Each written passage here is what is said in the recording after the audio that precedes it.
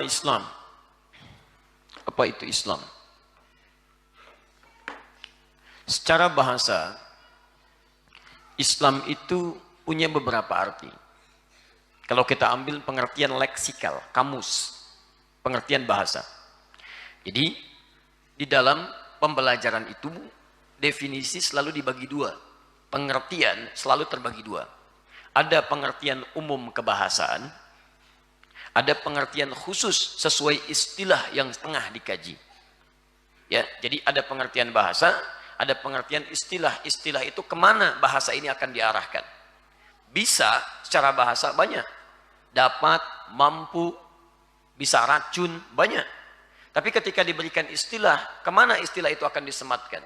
Dalam dunia hewan yang disebut bisa itu bukan dapat, bukan mampu, tapi racun. Dalam dunia misalnya kemampuan pekerjaan yang disebut bisa itu bukan racun, tapi dapat, mampu. Nah, secara bahasa, apa yang disebut dengan Islam? Awas, kaidah ini penting saya sampaikan karena nanti ada tidak sedikit orang sekarang sulit membedakan. Awas, hati-hati, disebutkan sunnah. Sunnah kalau disebutkan kadang-kadang suka dibatasi, padahal sunnah itu ada 3 pengertian selain pengertian bahasa. Pengertian fikih, pengertian hadis, pengertian usul fikih. Jadi kalau ditanyakan tentang pengertian A, ditanya dalam pengertian apa itu akan dibahas. Islam secara bahasa setidaknya punya 3 arti. 1, tunduk, patuh. Tunduk, patuh. Aslama yuslimu islaman, sifat yang tunduk, patuh. Islam, kenapa disebut Islam?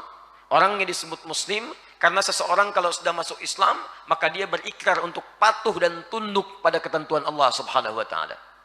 Jadi kalau Anda sudah mengatakan saya Islam, saya Muslim, tapi tidak patuh pada ketentuan Allah, maka ada yang salah dalam keislamannya. Ada yang tidak tepat. Karena itu nanti kita akan lihat ketika Allah menyebutkan tentang Islam, Nabi menafsirkan Islam, maka di situ akan berbentuk ujian-ujian kepatuhan kita kepada Allah Subhanahu wa Ta'ala. Nanti kita akan lihat. Jadi kalau Anda mengatakan Islam, nanti akan diuji oleh Allah. Diterangkan oleh Nabi ujiannya. Ini Islam itu begini, begini, begini, begini. Kalau Anda tidak mau mengerjakannya, maka belum sempurna keislamannya. Baik. 2. Islam bisa diartikan sesuatu yang menghadirkan kedamaian. Tenang. Nyaman. Jadi kalau Anda sudah berislam sampai dengan hari ini, tapi mohon maaf, belum mendapatkan ketentraman, kedamaian, ketenangan, ada yang belum sempurna dalam keislaman kita. Nanti ada kaitan dengan yang pertama. Kalau Anda bisa patuh kepada Allah, mengerjakan semua tuntunannya, maka akan melahirkan bagian kedua. Tenang, damai, tentram. Tenang dalam kegelisahan dunia, damai dalam urusan dunia, dan bahagia dalam urusan akhirat. Nanti kita akan lihat.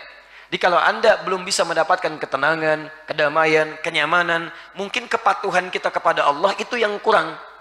Bukan Anda kurang hebat, sehingga belum mencapai apa yang Anda harapkan dalam urusan dunia. Anda tingkat pendidikan sudah tinggi, kemampuan hebat, tapi kenapa nggak dapat-dapat?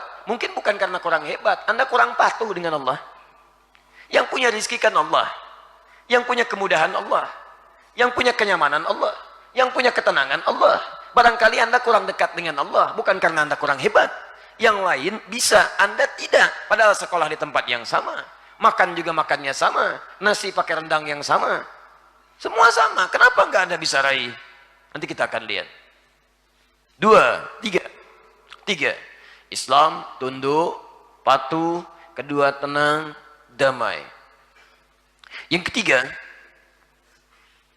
Islam juga bisa terambil, nanti kita akan lihat dari kata salam.